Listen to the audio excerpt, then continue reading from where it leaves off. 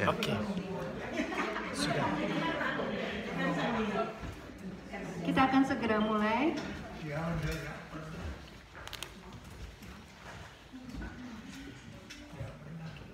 Pagi ini kita akan share mengenai, saya tidak membuat kopi, jadi saya akan langsung saja.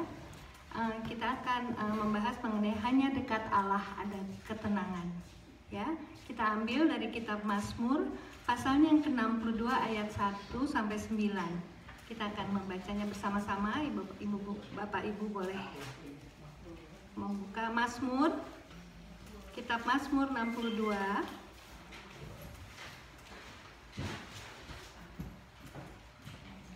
ayat 1 sampai 9.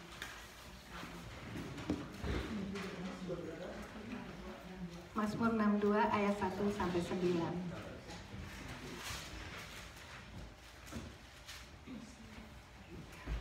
Mari kita baca bersama-sama. Perasaan tenang dekat Allah. Iya, Mazmur 62 1 sampai 9. Oke. Semua sudah dapat? Oke. Mari kita baca bersama-sama. Yang ayat mulai dari ayat pertama. Untuk pemimpin biduan menurut Yedutun Mazmur Daud. Hanya dekat Allah saja aku tenang. Daripadanya lah keselamatanku. Hanya dialah gunung batuku dan keselamatanku. Kota bentengku, aku tidak akan goyah.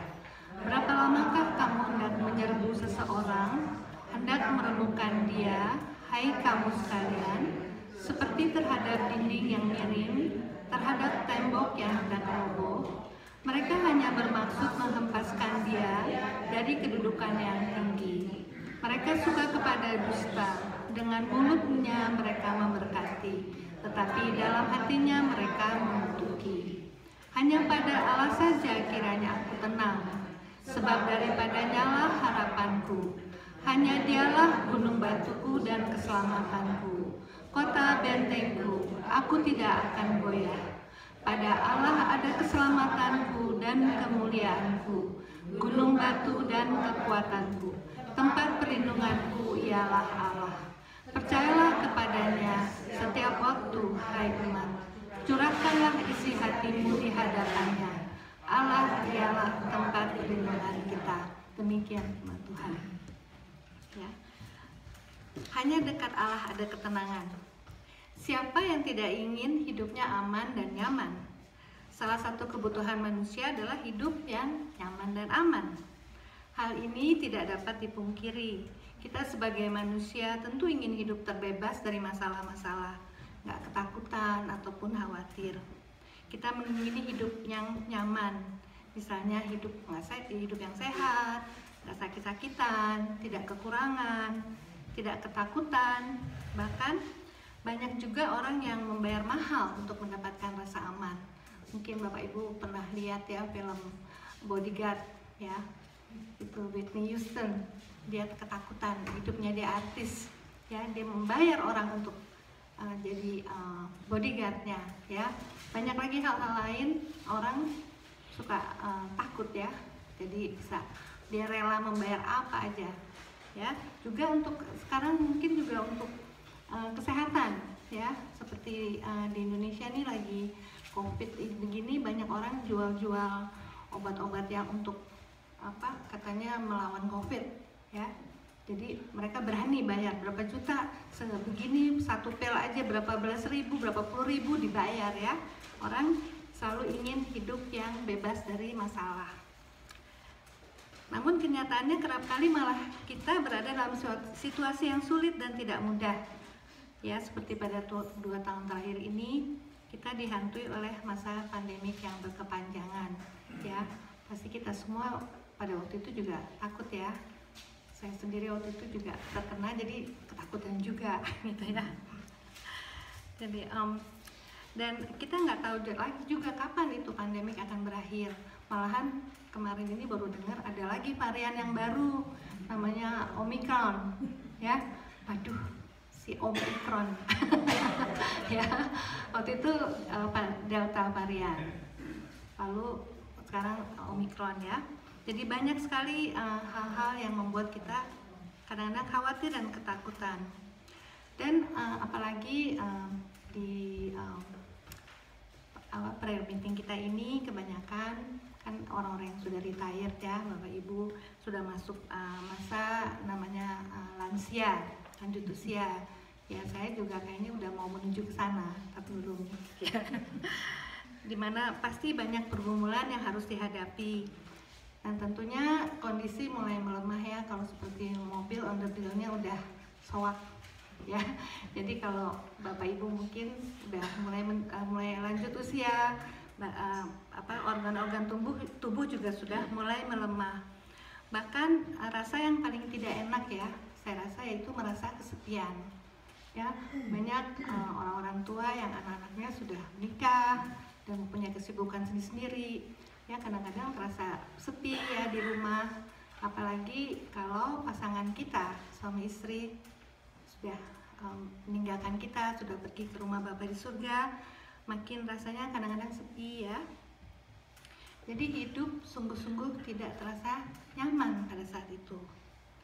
Jadi firman Tuhan yang tadi kita baca tentang di Mazmur 62 tentang itu adalah tentang Raja Daud ya, yang juga pernah berada di posisi yang sangat sulit di dalam kehidupannya. Kisah kehidupan Raja Daud itu dia saat itu lagi dikejar-kejar oleh anaknya sendiri yang namanya Absalom ya. Absalom ingin merebut kekuasaannya, ingin menggulingkan tahta dia. Ini membuat Raja Daud mengalami kesusahan yang luar biasa ya. Kalau kita ditentang sama anak kita kayaknya sedih ya. Ya, kita udah besarkan dia, kita udah piara dia, terus dia tentang galak-galak lagi gitu ya sama kita. Kayaknya sedih. Jadi inilah keadaan Raja Daud waktu itu. Dan Ibu Bapak dapat membaca kisah lengkapnya di kitab 2 Samuel 15, khususnya di pasal 30. Di situ dikatakan Daud menaiki Bukit Zaitun sambil menangis ya. Dia sedih sekali, nggak pakai sepatu, dia tulisnya tanpa kasut ya, tanpa sepatu. Dia sedih, dia nangis di situ ya. Jadi kita pun pasti pernah menghadapi berbagai masalah yang melanda hidup kita. Dan marilah kita mengikuti teladan Raja Daud ketika menghadapi masa yang sulit ini. Ya, ketika dia lagi sedih, ketika lagi susah. Karena di situ Raja Daud tahu kemana dia harus pergi, mencurahkan isi hatinya dan menaruh pengharapan dalam hidupnya. Saya rasa kita semua tahu ya Raja Daud kemana, pasti ke Tuhannya ya. Ke Tuhannya, betul ya. Jadi kita harus meneladani Raja Daud ya. Apa-apa, kalau ada apa-apa tuh kita tahu kita harus lari kemana ya. Jadi yang beberapa langkah yang dapat kita lakukan agar kita dapat merasakan ketenangan ketika kita menghadapi masalah. Yang pertama, tenangkanlah hati kita dengan berserah ya. Curahkanlah isi hati dan beban kita padanya. Itu ada tadi di Mazmur 62 ayatnya yang ke-9 ya. Jadi kita serahkan semuanya kepada Tuhan ya, percaya sungguh-sungguh kepadanya, berserah ya. Dan serahkanlah kekhawatiran kita padanya. Itu ada di kitab Filipi ayatnya, pasalnya yang keempat ayat 6 dan 7. Saya akan membacakannya. Filipi 4 ayat 6 dan 7.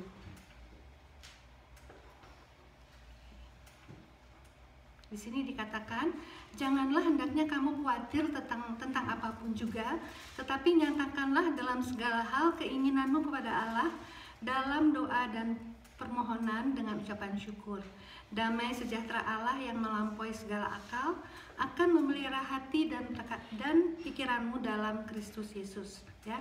Jadi curhat ya, kita kalau curahkan hati. Kalau sama temen kadang-kadang suka salah ya. Kalau kita curahkan sama temen, aduh gue lagi sebel nih, misalnya nih teman gue yang gini pasti itu temennya bilang, iya memang udah aja lu gini aja lu gitu ya.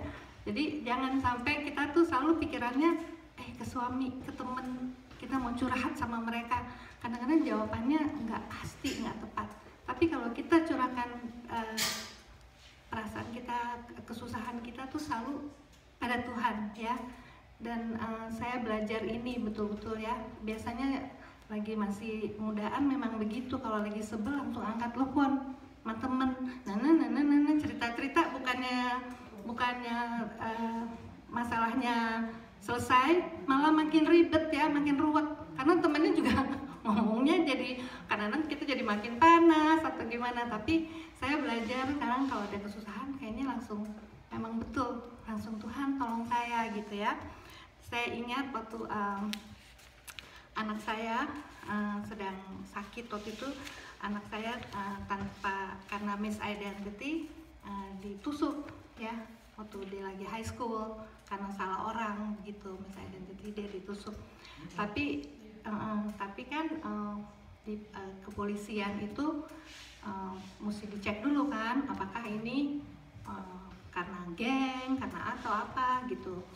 Jadi hati saya tuh waktu itu langsung, memang bukannya ingat Tuhan gitu ya, ingatnya aduh nanti polisi ngomongin bagaimana, sama dokter ngomongnya bagaimana gitu, bingung ya. Tetapi waktu itu pendeta siapa waktu itu ya, pendeta Hengki, dia datang ke rumah lalu berdoa, memang langsung jadi tenang ya. Memang kita harus apa-apa langsung belajar curahkan semua kesusahan kita, semua apa-apa kita tuh hanya kepada Tuhan yang dapat memberikan ketenangan bagi kita.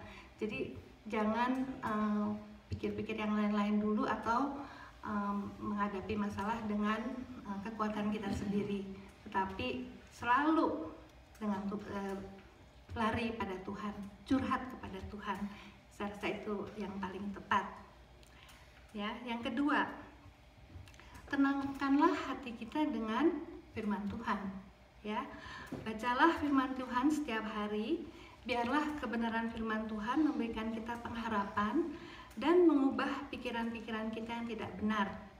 Dan ketakutan kita itu dapat diubah menjadi ketenangan dan kedamaian ya. Jadi memang kalau kita tadinya lagi pikir bagaimana, kita baca firman Tuhan, betul-betul akan memberikan kedamaian. Dan biasakan membaca firman Tuhan setiap hari ya. Dan juga seperti yang tadi kita nyanyikan tuh lagu Tuhan adalah gembalaku ya, itu kan Mazmur 23. Sungguh-sungguh memberikan ketenangan ya, membaca firman Tuhan, memuji-muji Tuhan, benar-benar memberikan ketenangan ya.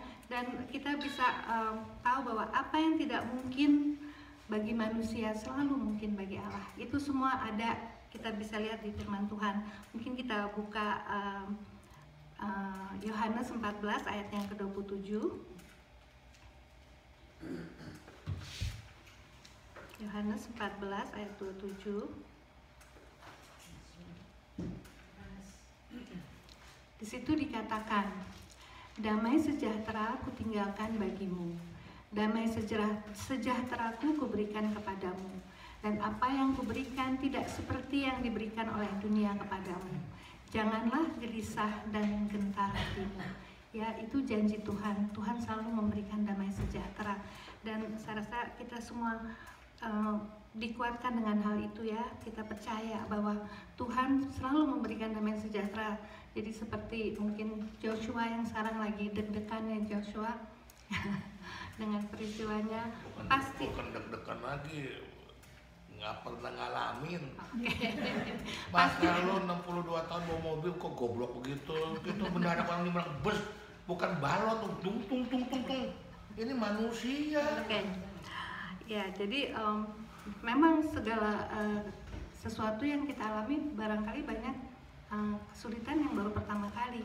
Kita lagi sehat-sehat, enak-enak, tiba-tiba divonis dokter, kamu sakit terminal ill, kamu sakit ini, kamu sakit itu ya. Jadi memang bukan pertama kali, tetapi kalau kita tidak pernah mengalami kesusahan, kesulitan, kita tidak akan melihat kuasa Tuhan ya. Kalau kita ini hidupnya enak-enak aja, ya kita enak-enak aja, enggak apa, kayaknya kadang-kadang menganggap semua ini ya take it for granted. Tuhan udah kasih seperti bernafas ya, kita enak-enak tiap hari napas-napas begitu ya. Tapi waktu COVID itu orang perlu sekali oksigen. Di situ baru kita melihat, oh iya ya, itu nggak gratis loh. Kita dapatnya gratis gitu ya. Jadi banyak sekali hal-hal yang kita take it for granted, padahal kita harus mensyukuri kehidupan kita. Dan kalau kita baca firman Tuhan tiap-tiap hari, dan mungkin sedikit-sedikit kita bisa hafalkan ya. Jadi kalau kita lagi kesulitan, tiba-tiba klik, itu firman Tuhan datang ya, membantu kita. Saya rasa itu pasti Bapak Ibu pernah mengalami itu ya. Lagi kesusahan, tiba-tiba ada aja firman Tuhan, mungkin buka Alkitab atau dari teman yang membicarakan soal itu, atau dari khotbah, pasti ada ya. Jadi firman Tuhan jangan sampai tidak kita baca. Jadi benar-benar menjadi menu hidup kita hari-hari, baca firman Tuhan ya. Yang ketiga, yang terakhir ya, tenangkanlah hati kita dengan melakukan kehendak-Nya melalui persekutuan, seperti dengan beribadah dan bersekutu dengan saudara-saudara seiman. Iman kita dapat semakin bertumbuh, lebih teguh, dan dapat lebih mengerti akan kehendak Allah. Itu ada di Ibrani 10 ayat 25. Saya rasa Bapak Ibu mungkin udah hafal ayat ini. Ibrani 10 ayat 25 mengatakan, Ibrani 10 ayat yang ke-25 mengatakan, janganlah kita menjauhkan diri dari pertemuan-pertemuan ibadah kita seperti dibiasakan oleh beberapa orang, tetapi marilah kita saling menasihati dan semakin giat melakukannya menjelang hari Tuhan yang mendekat ya. Kita memang jangan sampai kita tuh nggak ke gereja, kan orang suka bilang ya di gereja aja di rumah gitu ya. Memang kalau sekarang ini agak sulit ya bagi beberapa orang yang tidak bisa mungkin mengalami sakit seperti immunocompression ya. Jadi ada penyakitnya, jadi tidak bisa hadir, harus karena masa pandemik ini. Tetapi kalau bisa kita beribadah dan bersekutu dengan saudara-saudara seiman seperti hari ini ataupun hari Minggu harus ke gereja, karena dengan bersekutu kita juga diberikan kekuatan, iman kita makin bertumbuh ya. Jadi juga kita bersedih bersama teman kita yang bersedih, bersuka dengan teman kita yang bersuka ya. Kalau kita sendirian baca Alkitab juga sendirian, terus bagaimana kita mau share ya, bagaimana kita mau mengenalkan Tuhan kita kepada orang lain. Kita kemana-mana kita pergi, kita harus membawa kasih Kristus ya. Jadi orang mengenal Kristus dari kehidupan kita. Kita nggak usah ngomong banyak-banyak juga orang lihat, oh dia tuh orang Kristen ya, gitu ya. Jadi kadang-kadang sedih juga tuh lihat orang drive mobil tulisannya Jesusnya gede-gede, tapi begitu disalib, waduh, kata-kata yang keluar dari mulutnya dia bukan main ya. Jadi jangan sampai kita begitu, karena kita ini semua adalah duta-duta Kristus.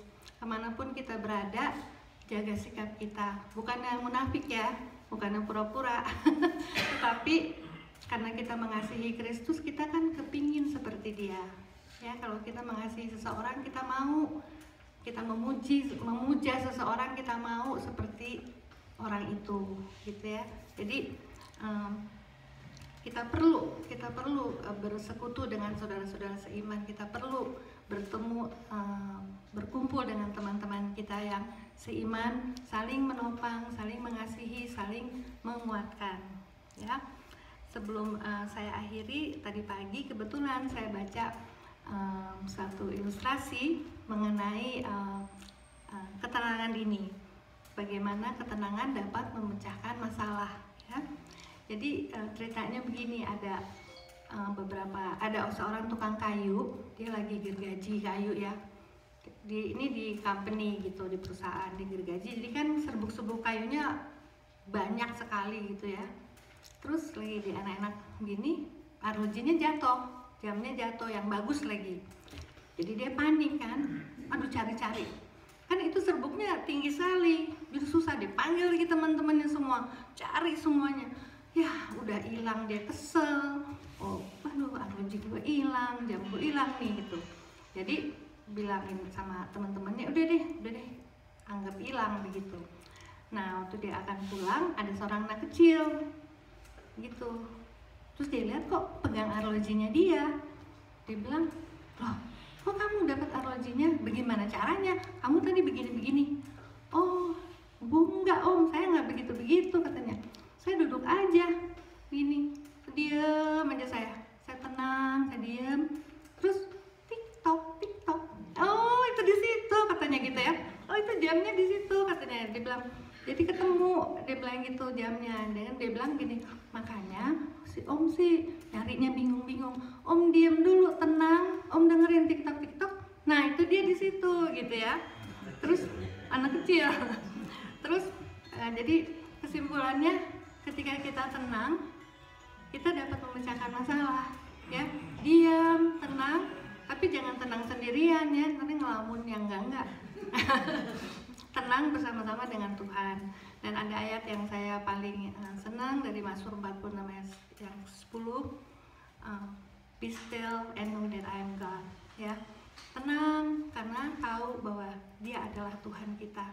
Kita tenang, kita dengar suara dia akan memecahkan masalah kita ya. Tenang bersama Tuhan, jangan tenang sendirian ya. Jadi hanya dekat dengan Allah dan percaya pada kuasa kasih-Nya, kita dapat melampaui segala masalah dan menemukan ketenangan dan kedamaian di tengah badai kehidupan. Demikianlah renungan kita hari ini. Jadi kita semua mulai hari ini rajin baca firman Tuhan, berserah pada Dia dan bersekutu selalu ya. Amin. Terima kasih, Tuhan memberkati.